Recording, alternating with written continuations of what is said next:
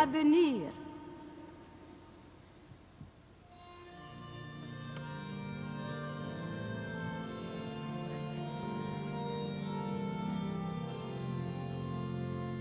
Tournés vers l'avenir, nous marchons à ta lumière, Fils du Dieu vivant. Tournés vers l'avenir, comme un peuple qui espère le soleil levant. Tournés vers l'avenir, nous marchons à ta lumière, Fils du Dieu vivant. Tournés vers l'avenir comme un peuple qui espère le soleil levant. Espérer des matins d'évangile, premier feu de ton jour sans déclin. Jésus-Christ, tu envoies tes disciples, notre siècle apprendra que tu viens. Tournés vers l'avenir, nous marchons à ta lumière, Fils de Dieu vivant. Tournés vers l'avenir comme un peuple qui espère le soleil levant.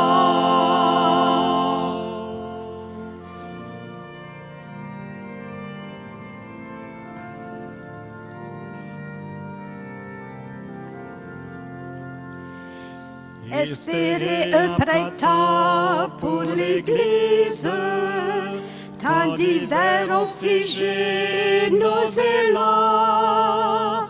Ta jeunesse, Dieu fort, nous anime, nous verrons des étés florissants. Tournés vers l'avenir, nous marchons à ta lumière, Fils de Dieu vivant. Tournés vers l'avenir comme un peuple qui espère le soleil levant.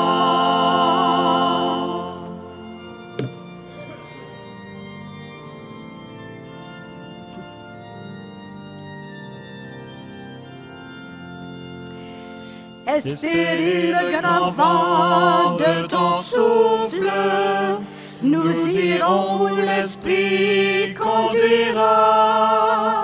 Toi, Seigneur, avec nous, tu fais route. Tous ensemble avançons sur tes pas.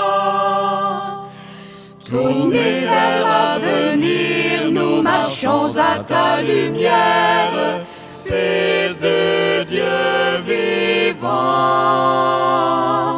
Tournés vers l'avenir comme un peuple qui espère le soleil levant.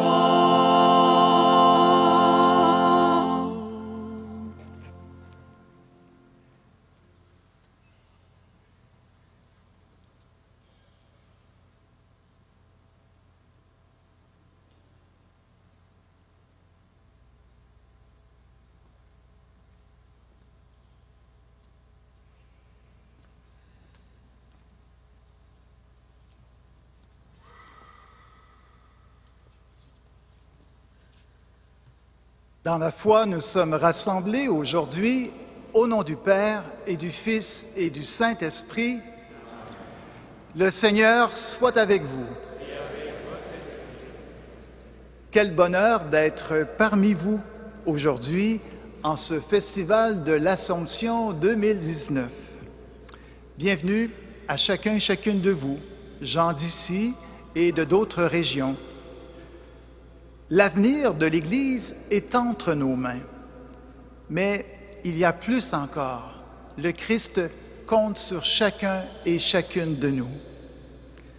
En écoutant durant notre liturgie le récit de la tempête apaisée, nous entendrons l'appel du Christ à passer sur une autre rive, là où l'Église se renouvelle pour demeurer fidèle à sa mission.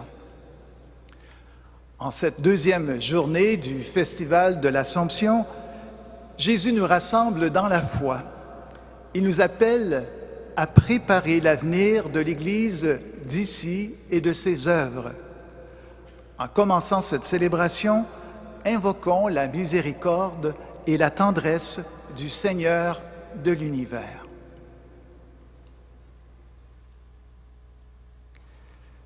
Seigneur Jésus, tu as appelé tes disciples à passer sur une autre rive. Prends pitié de nous. Ô Christ, tu as apaisé la tempête et le cœur de tes disciples qui s'affolaient dans la barque. Prends pitié de nous.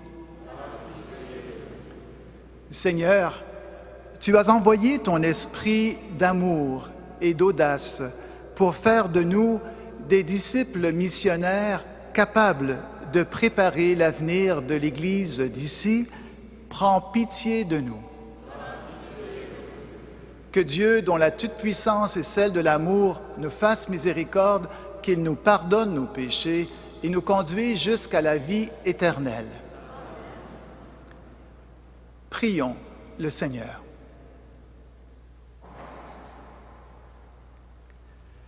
Seigneur, tu ne cesses de te former un peuple qui se rassemble dans l'Esprit Saint sans distinction de race et sans frontières. Accorde à ton Église d'accomplir sa mission universelle, qu'elle soit le lieu où se révèle et s'accomplit le dessein de ton amour par Jésus le Christ notre Seigneur, qui vit et règne avec toi et l'Esprit Saint, maintenant et pour les siècles des siècles. Et en demeurant debout, acclamons la parole de Dieu.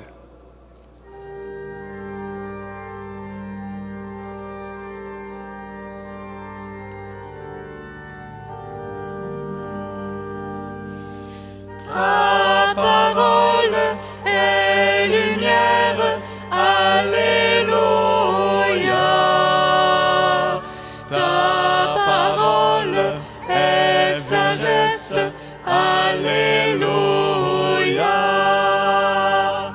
Ta parole est tendresse, alléluia.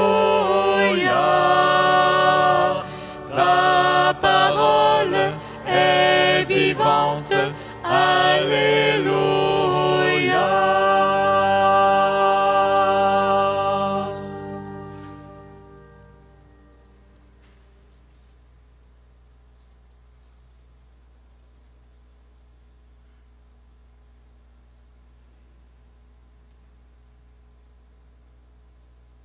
Le Seigneur soit avec vous. Et avec votre esprit.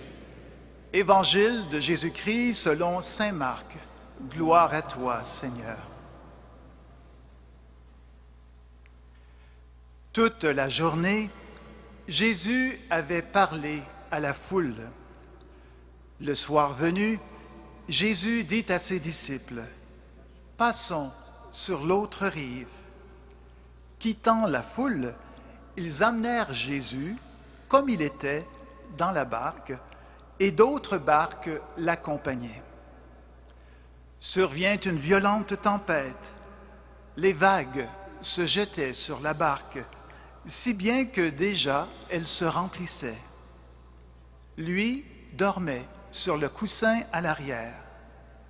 Les disciples se réveillent et lui disent, « Maître, nous sommes perdus, cela ne te fait rien ?» Réveillé, il menaça le vent et dit à la mer, « Silence, tais-toi. » Le vent tomba et il se fit un grand calme. Jésus leur dit, « Pourquoi êtes-vous si craintifs?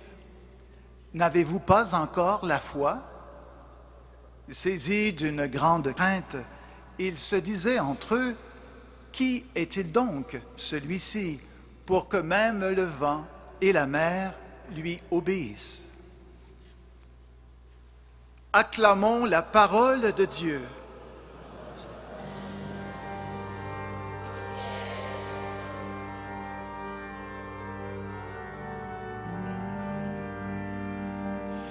Ta parole est lumière, Alléluia. Ta parole est sagesse, Alléluia. Ta parole est tendresse, Alléluia. Ta parole est vivante, Alléluia.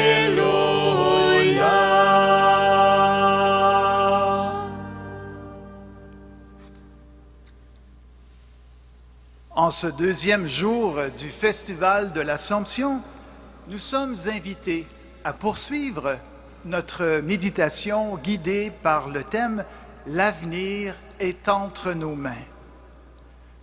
Entrevoir l'avenir, ce n'est jamais facile. Vous, comme moi, nous ne savons pas de quoi sera fait l'avenir dans le détail. Alors, il est normal de se poser bien des questions. Où allons-nous? À quoi ressemblera l'avenir à moyen et à long terme dans l'Église et la société? Nos paroisses ont-elles un avenir? Dans le quotidien, certains événements peuvent rendre l'avenir plus sombre. La maladie, le deuil, la relation trahie, la diminution de ses propres forces physiques. De telles circonstances nous invitent à nous poser comme question à quoi demain ressemblera-t-il? Y a-t-il des raisons d'espérer à un avenir meilleur? Et ces questions nous placent devant un choix. Nous pouvons opter pour attendre de manière passive que l'avenir arrive avec son lot de surprises et de déceptions. Mais nous pouvons aussi tenir l'avenir entre nos mains dans la foi.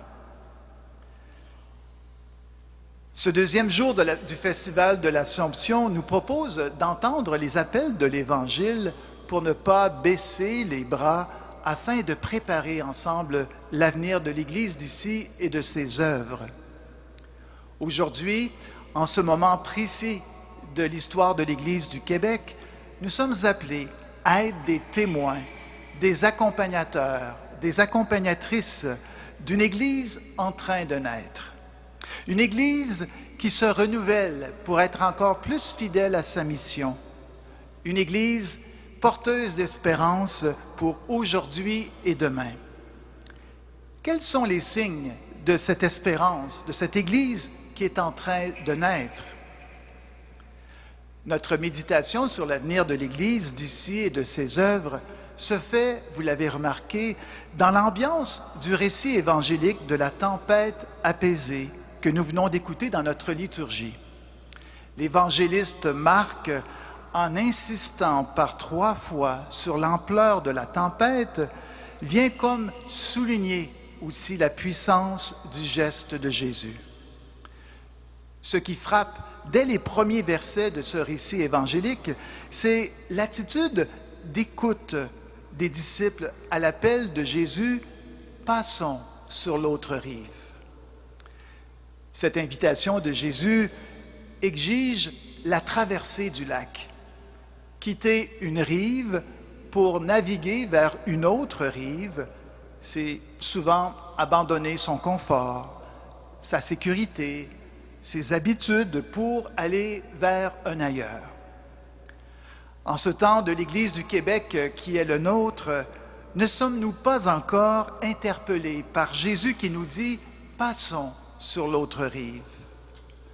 Lorsque nous essayons de décrire le rivage de l'Église que nous quittons, nous voyons derrière nous une rive parfois accidentée par la baisse de la pratique dominicale, la diminution du nombre de prêtres, la rareté des vocations religieuses, l'âge avancé de certains responsables pastoraux et même parfois la perte de confiance envers l'Église. Qu'est-ce que Dieu est en train de nous dire en observant cette rive que nous avons laissée pour sauter dans la barque? Il y a sûrement une manière d'être Église qui est maintenant derrière nous.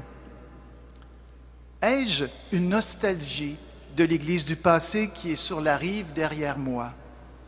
Suis-je prêt ou prête à m'embarquer pour renouveler l'Église afin de préparer son avenir?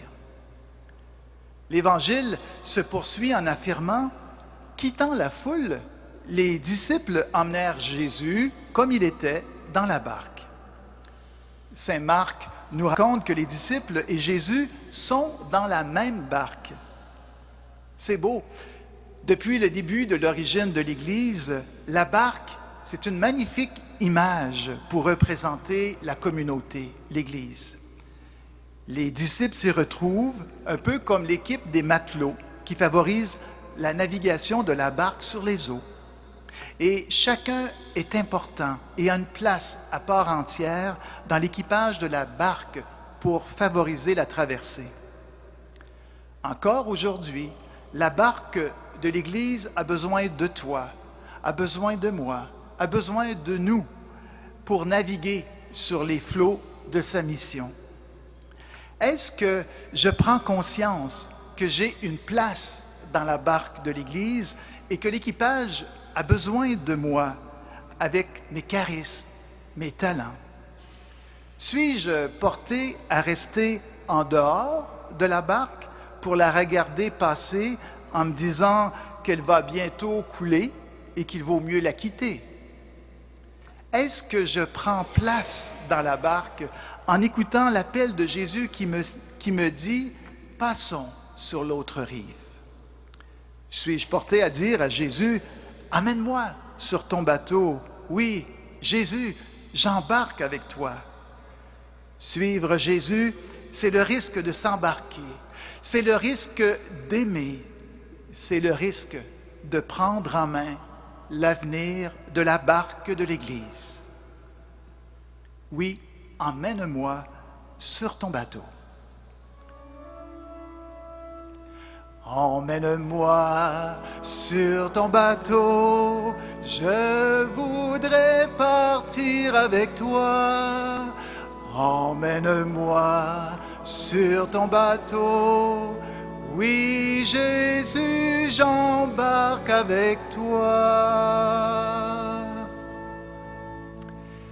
Oui, chacun et chacune de nous sommes importants dans la barque de l'Église. Et ça me fait penser à cette anecdote. Un jour, dans la coque d'un gigantesque navire, se trouvait une petite vis minuscule. Et avec d'autres petites vis identiques, elle tenait assemblées 2 plaques d'acier. Au cours d'une traversée, la petite vis décida qu'elle en avait assez de cette vie obscure et peu signifiante. Jamais personne ne l'avait remerciée pour son travail. Un jour, elle s'exclama « Je m'en vais, c'est décidé ». Dès que la petite vis se mit à remuer dans son trou, les autres s'agitèrent. Chaque secousse les faisait bouger un peu plus. Et les plaques d'acier crièrent à la petite vis « Arrête, petite vis! Si personne ne nous maintient soudés, c'est la fin. Le navire va se disloquer et finira par couler. » À ces paroles, la petite vis se sentit quand même flattée. Comprenant soudain qu'elle était beaucoup plus importante qu'elle ne pensait aux yeux de ses amis, elle fit savoir à tous et à toutes qu'elle resterait à sa place. Cette histoire nous apprend que chaque personne, chaque disciple a sa place dans la barque de l'Église afin qu'elle reste soudée, bien unie au Christ. Est-ce que je prends conscience que j'ai une place à part entière dans la barque de l'Église? Ai-je compris que je suis responsable des autres membres de l'équipage afin que tous et toutes demeurent unis ensemble pour la traversée des vents et des flots afin d'arriver sur l'autre rive? Les disciples ont probablement compris eux aussi que chacun devait avoir une place dans la barque. Et ils ont possiblement associé Jésus au capitaine de la barque. Drôle de capitaine qui dort sur le coussin en arrière. Vous êtes-vous déjà posé la question, pourquoi Jésus dort-il? Bien, si Jésus dort, je me dis peut-être que c'est probablement parce qu'il fait confiance à son équipage. Il sait que ses disciples ont ce qu'il faut pour conduire la barque à bon port. Un jour, Jésus leur avait dit « Avancez au large et jetez les filets ». Les disciples avaient compris que la parole de Jésus pouvait les guider sur les flots en les invitant à un certain lâcher-prise. Qu'en est-il de la barque de l'Église? Prenons-nous conscience que l'Église, ce n'est pas uniquement mon Église, ton Église ou notre Église, c'est d'abord l'Église du Christ. Se rappeler que l'Église est au Christ et qu'il est avec nous dans la barque, c'est reconnaître que nous avons besoin de lui, que nous pouvons lui faire confiance et que nous sommes appelés à ne pas tout vouloir contrôler à notre façon, à lâcher prise. Au fond, nous ne sommes pas seuls. Que votre cœur ne se trouble pas et ne soit pas effrayé, nous dit Jésus, qui est avec nous dans la barque de l'Église. Puis, l'Évangile précise un événement troublant. Survient une violente tempête. Les vagues se jetaient sur la barque, si bien que déjà elle se remplissait. Face à cette rude épreuve, nous pouvons presque entendre les cris des disciples que la mort menace. Et la barque de l'Église dans laquelle nous prenons place n'échappe pas aujourd'hui aux tempêtes. Les flots et les vents s'élèvent de partout pour la mettre à l'épreuve. Pensons aux vents de la laïcité qui font que l'Église est devenue une étrangère dans la société, au vent de la crise des abus sexuels qui menacent la crédibilité envers l'Église, au vent de la précarité financière des communautés chrétiennes dont leur Église est parfois réduite au patrimoine ou à des pièces de musée. Pourtant, face à ces vents et à ces flots, le Christ, lui, ne nous abandonne pas. D'ailleurs, dans l'Évangile, Jésus quitte son sommeil et se réveille. Il va dire au vent et à la mer, « Silence, tais-toi ». Puis il va ajouter, « Pourquoi êtes-vous si craintifs? N'avez-vous pas encore la foi ?»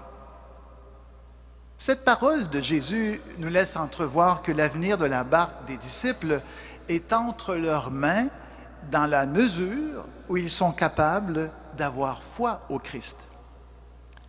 Et nous, qu'en est-il lorsque le vent se lève et bouscule la barque de l'Église ou la barque de nos vies? Sommes-nous portés à nous inquiéter outre mesure ou à faire confiance au Christ vivant, qui est celui qui peut rétablir en nous la paix?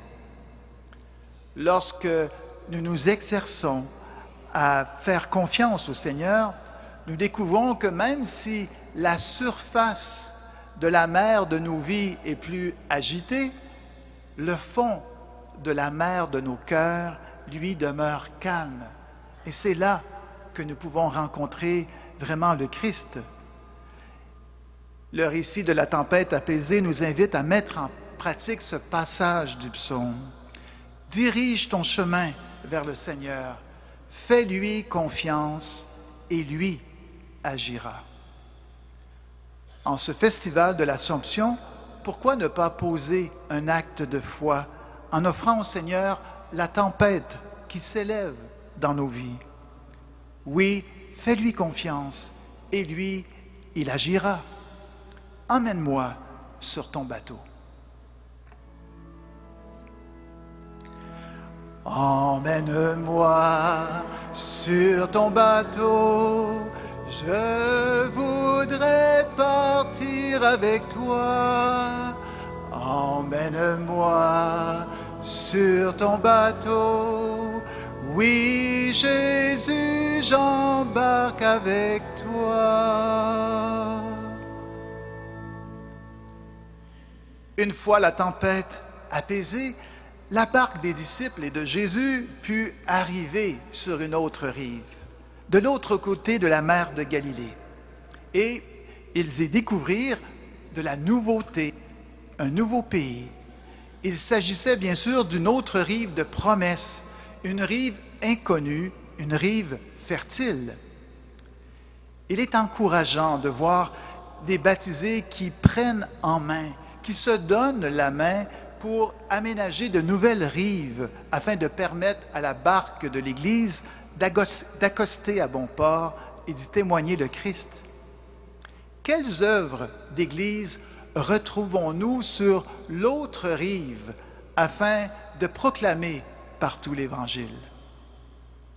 Sur l'autre rive, pour donner des mains à l'espérance, nous avons besoin des pauvres. C'est sur cette rive que le pape François veut amener tous les baptisés. À bien des endroits, l'État ou des organismes communautaires ont pris en main la responsabilité de venir en aide à des familles dans le besoin.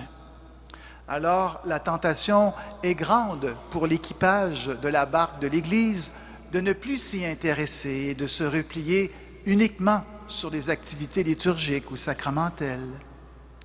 Comment pouvons-nous changer nos habitudes afin de nous rapprocher des personnes qui luttent contre la pauvreté?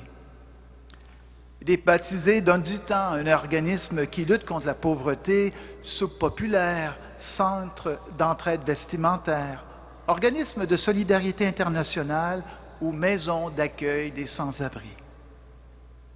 Sur l'autre rive, pour donner des mains à l'espérance, nous avons besoin aussi des familles.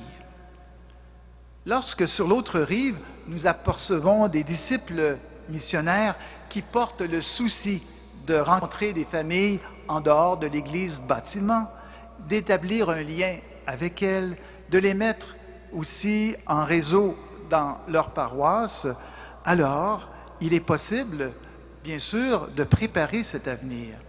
Pensons par exemple à la petite Pasto, au rendez-vous intergénérationnel pour des familles, à des catéchètes qui se soucient de faire vivre aux familles une rencontre réelle avec Jésus par une journée d'activité. Sur l'autre rive, pour donner des mains à l'espérance, nous avons besoin des jeunes. Sur l'autre rive, je vois des missions jeunesse pour les 12-17 ans, pour les 18-35 ans qui s'organisent. La rive alors devient animée par des jeunes. Et certains d'entre eux se sont joints à la mission jeunesse au lendemain de leur confirmation. Au cours de l'année pastorale, quelques-uns deviennent même des réels missionnaires en invitant d'autres à participer à une activité ponctuelle de cheminement de foi, un pèlerinage à vélo avec des jeunes, un cinéma jeunesse favorisant un moment de partage après la projection. Là où l'autre rive fait place aux jeunes, l'Église connaît un printemps nouveau. Oui, Jésus, emmène-moi sur ton bateau. Emmène-moi sur ton bateau, je voudrais partir avec toi. Emmène-moi sur ton bateau, oui Jésus, j'embarque avec toi. Sur l'autre rive, pour donner des mains à l'espérance, nous avons besoin aussi de nous faire proches des internautes. Depuis quelques années, nous, matelots de la barque de l'Église, nous voyons de plus en plus l'importance de naviguer sur le rivage numérique. C'est ainsi que les baptisés construisent un site web pour leur paroisse ou animent une page Facebook. Des personnes participent à une activité pour des familles, un partage de foi ou une conférence après avoir vu une annonce sur la page Facebook de leur paroisse. D'autres participent à une réflexion touchant un enjeu humain ou spirituel communiqué sur le web. Il y a des personnes qui ne viendraient pas frapper à la porte du presbytère pour poser une question, mais ils le font volontiers par les réseaux sociaux. Sur l'autre rive, pour donner des mains à l'espérance, nous avons aussi besoin de susciter des petits groupes de partage de foi. Ces dernières années, on observe l'éclosion de petits groupes de partage d'Évangile qui se rassemblent avec 3 à 8 personnes à domicile une fois par semaine durant quelques rencontres. Les participants y vivent un moment d'écoute de la parole de Dieu, une relecture d'un événement de leur vie à la lumière des Écritures, un temps de prière et un partage de leur foi. Certains le font durant le parcours de l'Avent ou du Carême, et même d'autres durant toute l'année. Passer sur l'autre rive nous invite à faire advenir des nouveaux rassemblements pour l'Église. Les petits groupes réunis autour de la parole de Dieu permettent de le faire en accueillant des participants, des participantes en recherche d'un sens à la vie et désireux de commencer un cheminement de foi. Là où des petits groupes s'organisent, des baptisés, oui, prennent en main l'avenir de la barque de leur Église. Ces quelques œuvres de l'Église montrent que lorsque nous acceptons de passer sur une autre rive, nous y trouvons des lieux d'expérience et de renouveau qui sont comme des laboratoires porteurs d'avenir. Alors, la barque de l'Église navigue malgré la tempête afin de mettre le cap sur un rivage plus calme, là où le ressuscité nous donne rendez-vous. Le récit de la tempête apaisée qui nous a permis de méditer sur la barque de l'Église nous rappelle que nous sommes appelés à mettre nos mains dans des projets modestes qui sont porteurs d'espérance. C'est pourquoi, dans la barque de l'Église, nous avons besoin de tous les matelots, les jeunes, les familles, les personnes âgées, les visionnaires, les audacieux. En contemplant l'Assomption de Marie que nous nous préparons à célébrer, nous entrevoyons notre avenir. À quelle œuvre d'Église puis-je participer pour prendre part à l'avenir que Dieu nous prépare? Mettre mes mains dans un projet auprès des pauvres, des familles, des jeunes, du monde numérique ou d'un petit groupe de partage de foi? Que cette Eucharistie soit notre nourriture pour la traversée, afin de passer vers d'autres rives dans la confiance, là où ensemble il nous est possible de préparer l'avenir de l'Église d'ici et de ses œuvres. Oui, Jésus, emmène-moi sur ton bateau.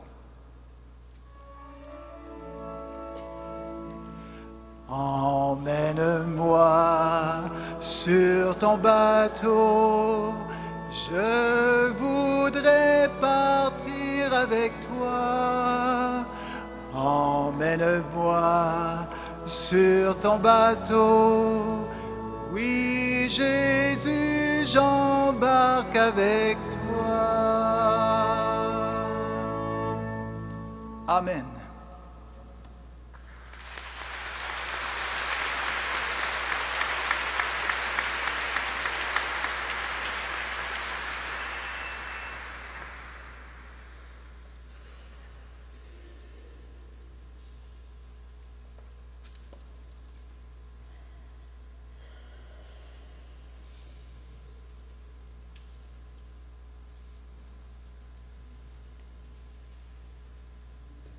Nous passerons parmi vous pour accueillir vos dons. Grand merci pour votre générosité.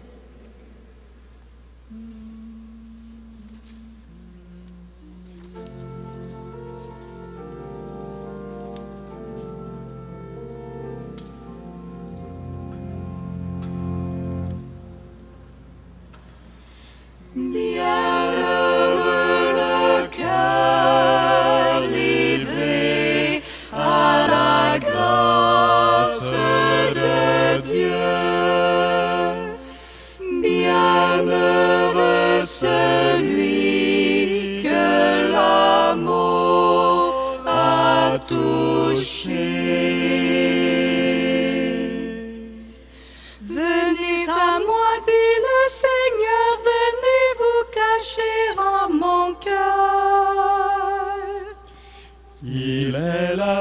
source de tout bien, en lui buvez mon Esprit Saint.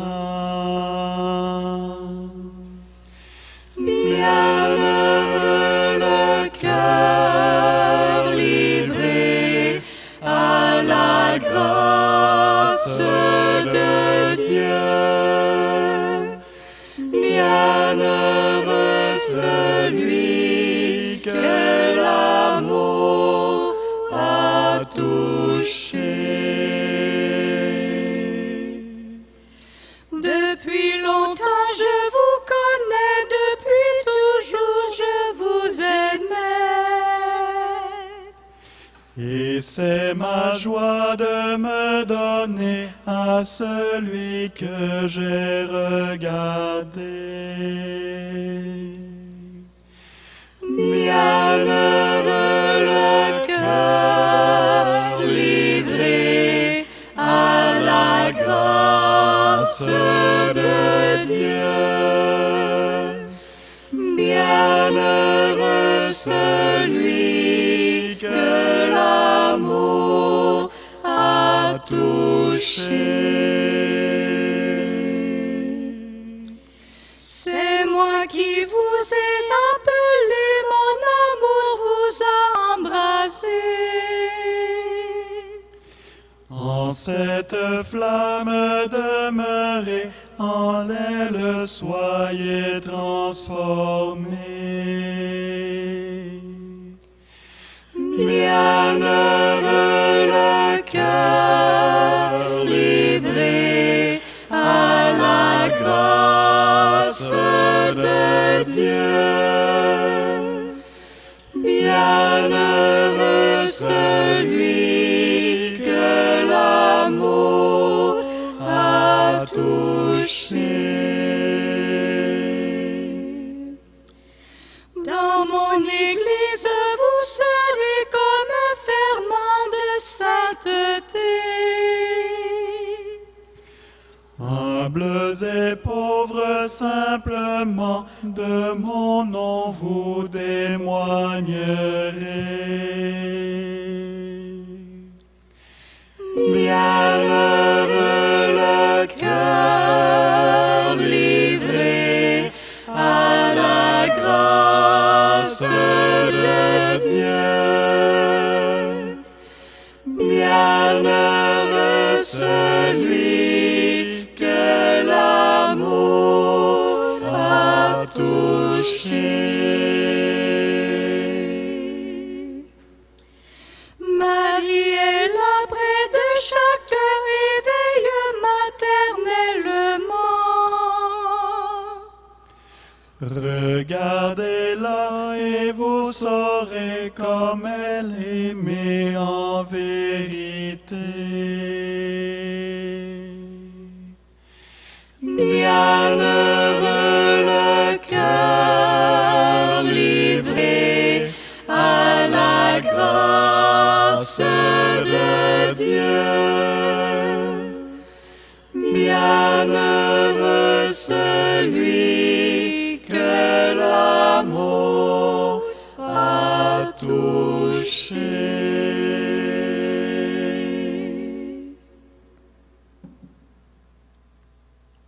Prions ensemble au moment d'offrir le sacrifice de toute l'Église. Pour la gloire de Dieu et le salut du monde.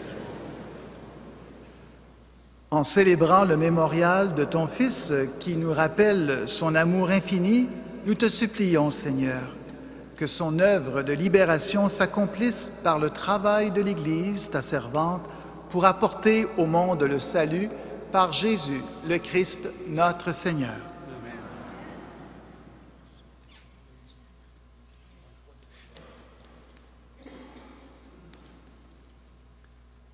Le Seigneur soit avec vous. Et avec votre esprit, Élevons notre cœur. nous le tournons vers le Seigneur. Rendons grâce au Seigneur notre Dieu. Cela est juste et bon. Vraiment, il est juste et bon de te chanter louange et gloire à toi, Seigneur, Père d'infinie bonté. Oui, il nous est bon de te rendre grâce et de te bénir, car à la parole de ton Fils, annonçant l'évangile du salut, tu as rassemblé ton Église de tout pays, de toute langue et de toute culture, et tu ne cesses de la vivifier par ton esprit pour faire grandir jour après jour l'unité du genre humain. En témoignant de ton amour, elle ouvre à chacun, chacune, les portes de l'espérance et devient pour le monde un signe de la fidélité que tu as promise à tous les âges dans Christ. C'est pourquoi nous te glorifions sur la terre, comme tu es glorifié dans les cieux, et nous proclamons d'une seule et même voix avec toute l'Église: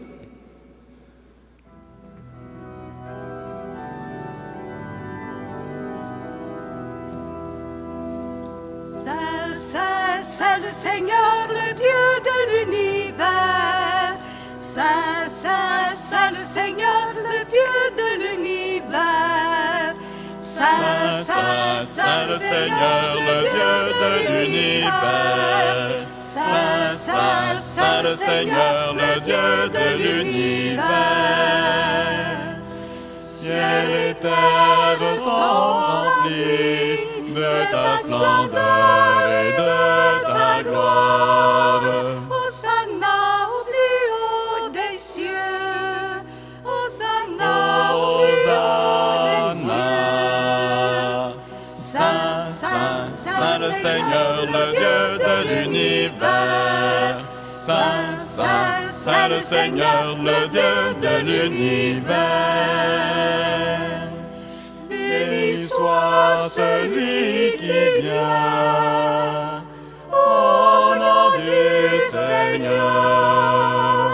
Hosanna au plus haut des cieux. Hosanna au plus haut des Hosanna.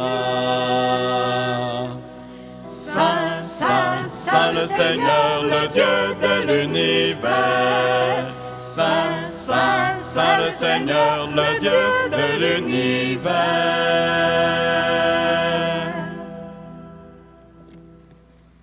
Toi qui es vraiment saint, toi qui es la source de toute sainteté, Seigneur, nous te prions. Sanctifie ces offrandes en répandant sur elles ton esprit, qu'elles deviennent pour nous le corps et le sang de Jésus le Christ, notre Seigneur. Au moment d'être livré, d'entrer librement dans sa passion, il prit le pain, il rendit grâce, et le rompit et le donna à ses disciples en disant: Prenez et mangez-en tous, ceci est mon corps livré pour vous.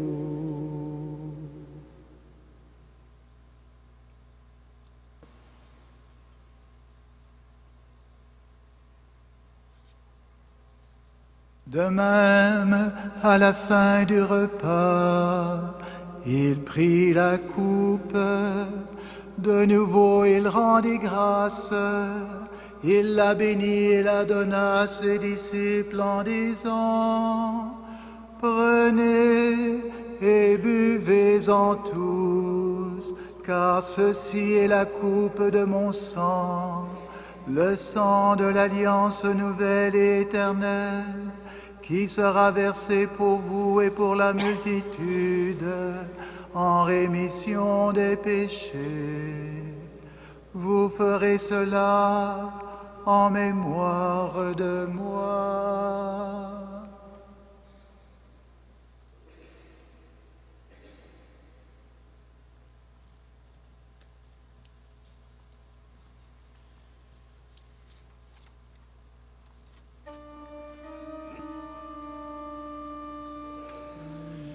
Il est venu dans notre monde, il a pris chair de la Vierge Marie.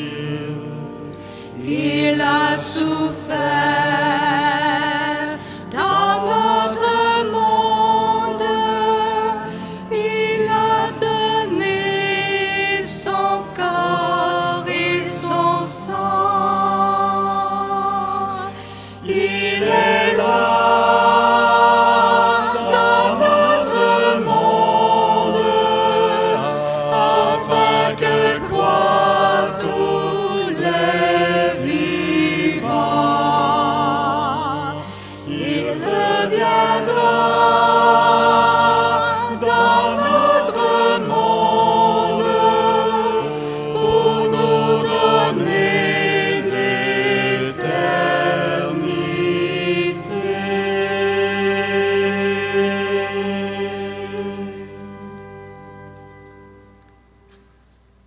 Faisant ici mémoire de la mort et de la résurrection de ton Fils, nous t'offrons, Seigneur, le pain de la vie et la coupe du salut, et nous te rendons grâce, car tu nous as choisis pour servir en ta présence. Humblement, nous te demandons qu'en ayant part au corps et au sang du Christ, nous soyons rassemblés par l'Esprit Saint en un seul corps. Souviens-toi, Seigneur, de ton Église répandue à travers le monde. Fais-la grandir dans ta charité avec le pape François, notre évêque Luc, moi-même son auxiliaire, Pierre, évêque de la Pocatière ici, présent parmi nous, et tous ceux qui ont la charge de ton peuple.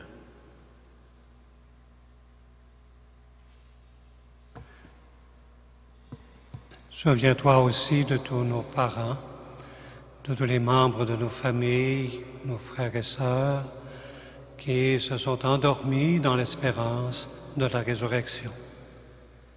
Souviens-toi de toutes ces personnes qui ont quitté cette vie.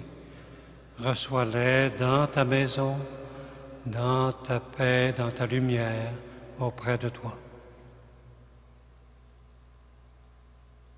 Sur nous tous, enfin, nous implorons ta bonté.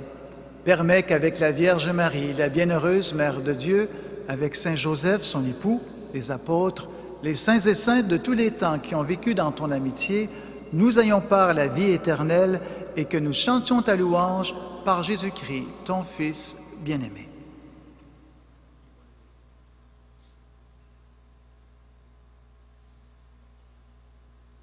Par lui, avec lui et en lui, à toi, Dieu le Père Tout-Puissant, dans l'unité du Saint-Esprit, tout honneur et toute gloire pour les siècles des siècles.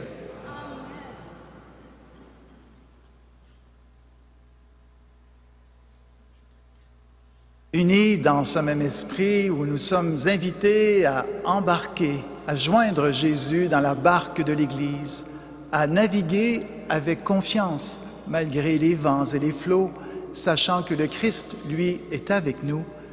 Disons avec confiance cette prière que le Sauveur nous a laissée. Notre Père, qui es aux cieux, que ton nom soit sanctifié, que ton règne vienne, que ta volonté soit faite sur terre comme au ciel. Donne-nous aujourd'hui notre pain de ce jour.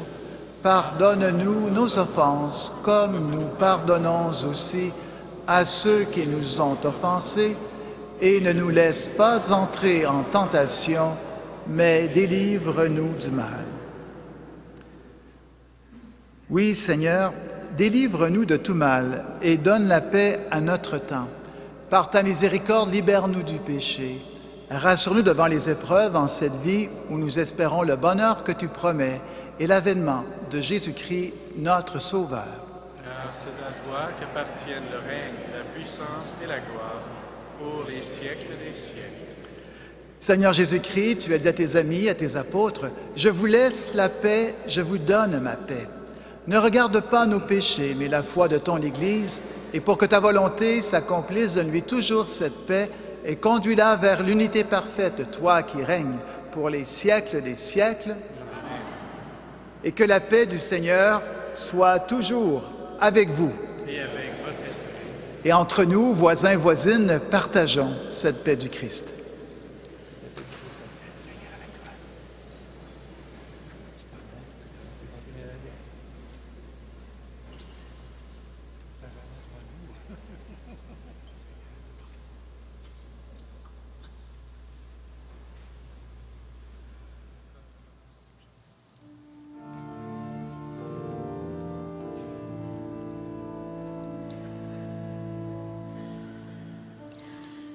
Agneau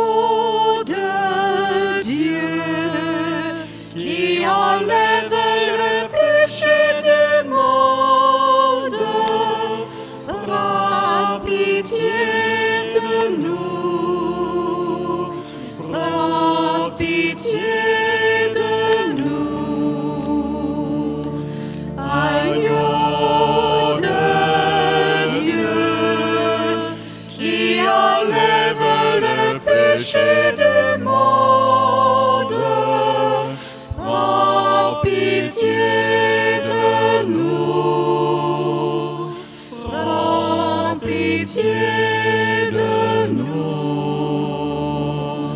Agneau de Dieu, qui enlève le péché du monde, donne-nous la paix, donne-nous la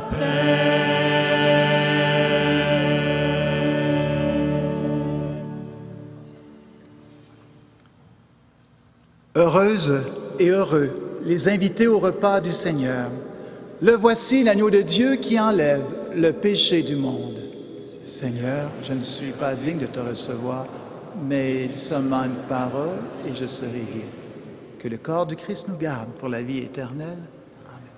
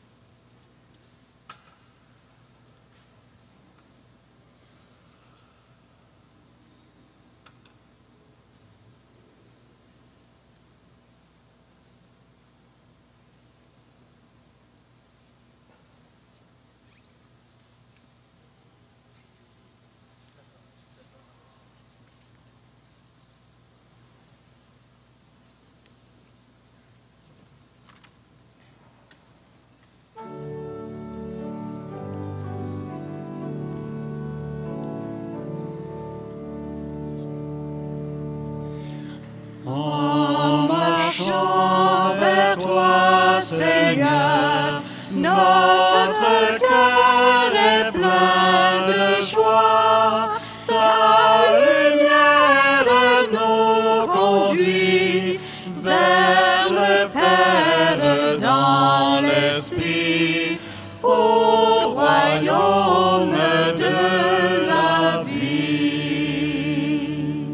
Par ce pain que nous mangeons, pas des pauvres, pas des forts, tu restaures notre corps, tu apaises notre faim jusqu'au jour de ton retour.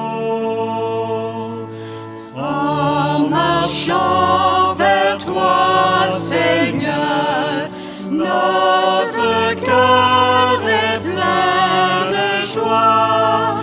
Ta lumière nous conduit vers le Père dans l'Esprit, au royaume de la vie. Par ce pain que nous mangeons, pas des anges, pas du ciel, tu nourris nos corps mortels, tu nous ouvres le banquet qui n'aura jamais de fin. En marchant vers toi, Seigneur, notre cœur est plein de joie. Ta lumière nous conduit vers le Père dans l'Esprit, au royaume de la vie. Par ce pain que nous mangeons, Père unique, Père au pu, tu rassembles les croyants, peuple saint de baptiser.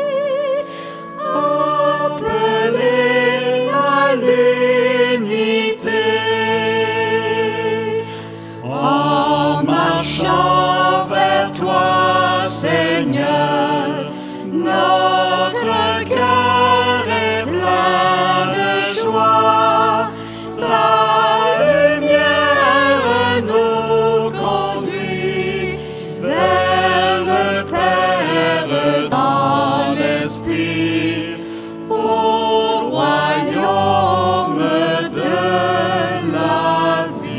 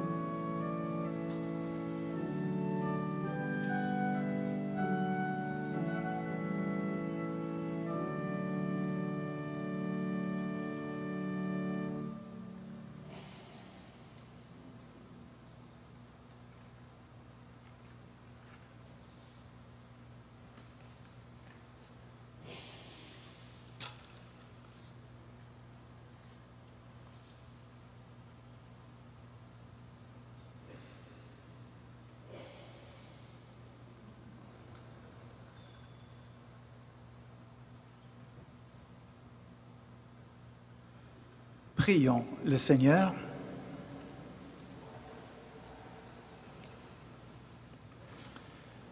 Seigneur, tu ne cesses de te former un peuple qui se rassemble dans l'Esprit Saint. Permets qu'en ayant partagé le pain de ta parole et le pain de vie, nous soyons tes fidèles disciples missionnaires capables de prendre en main l'avenir de ton Église avec toi. Nous te le demandons par Jésus, le Christ, notre Seigneur.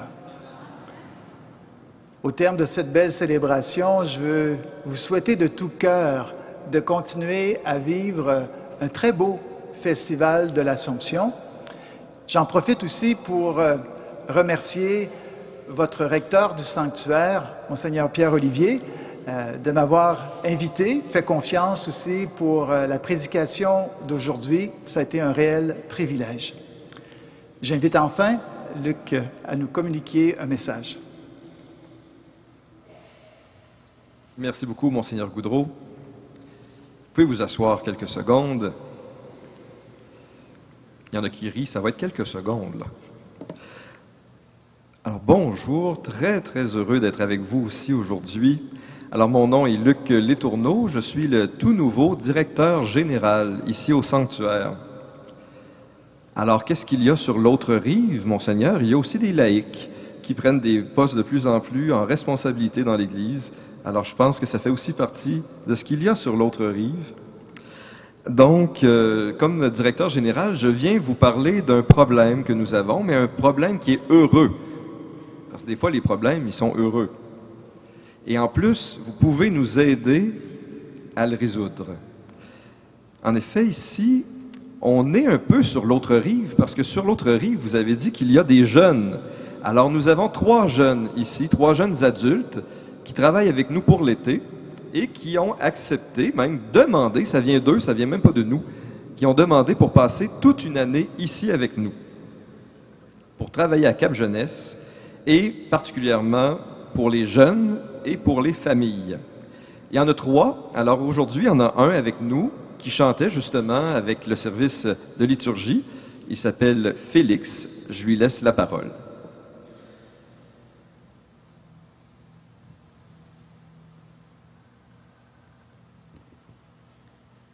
Alors, bonjour à tous. Comme M. Letourneau l'a bien indiqué, mon nom est Félix Leboeuf. J'ai 18 ans et actuellement, pour l'été, je travaille à la liturgie.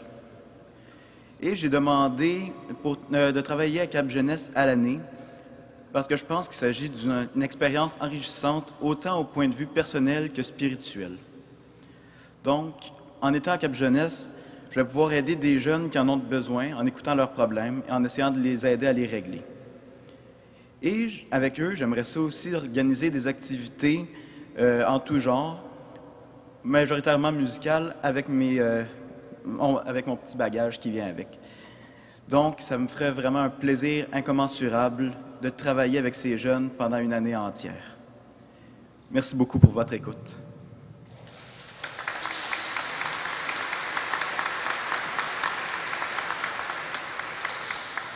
Alors, pour permettre à Félix, donc Félix, il joue 5 instruments de musique, il fait de la musique depuis qu'il est au monde.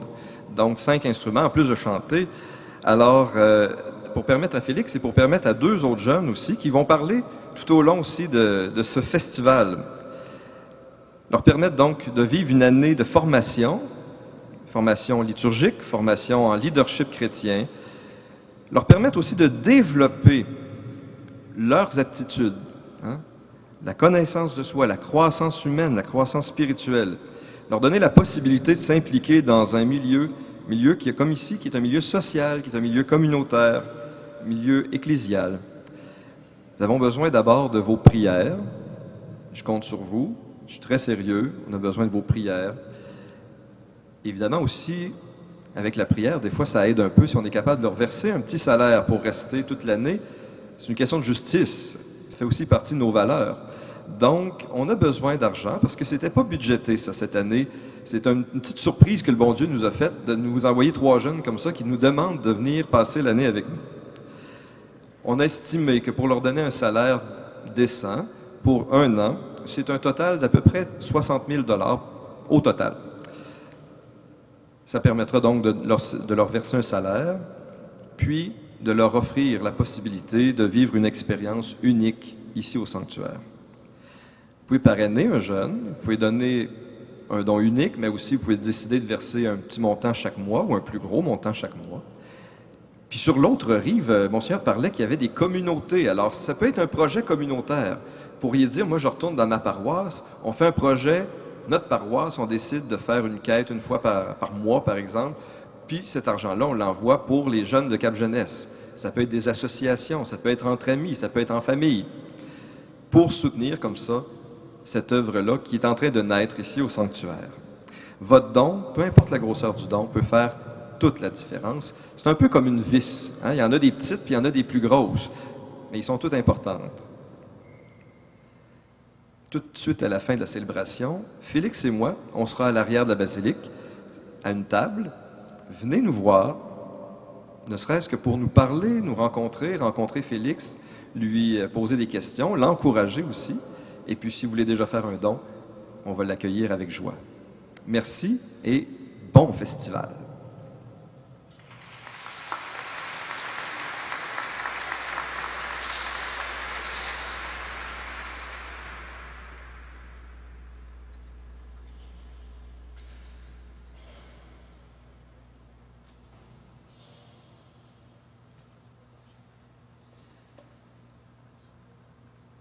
Et c'est avec joie et affection que je vais maintenant vous bénir.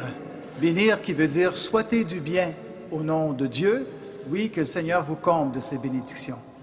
Le Seigneur soit avec vous et que Dieu Tout-Puissant vous bénisse, lui qui est Père, Fils et Esprit Saint. Allez maintenant sur l'autre rive, allez dans la paix et dans la joie du Christ.